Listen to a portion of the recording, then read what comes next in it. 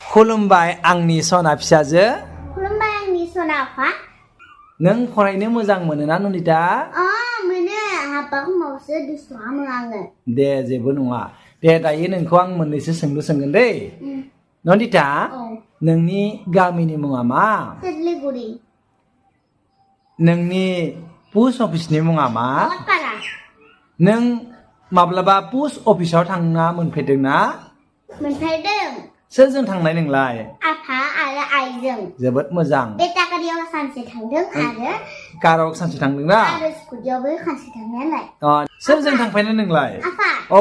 Post अफिसा ओइ अफिसासो।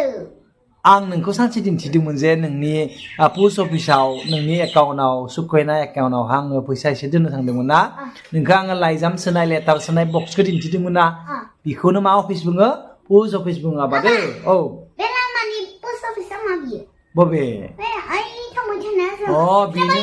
आहा। Extra बायनाय दखाननि जायगानि मुङा मा? बेनो भकतपारा। दे बिनि उनाव बुंलाय। नोंनि जिल्लानि मुङा मा? उदालगुरि। जोबोद मोजां। नोंनि साब डिभिजननि मुङा मा? भेलगाव। नोंनि सार्केलनि मुङा मा?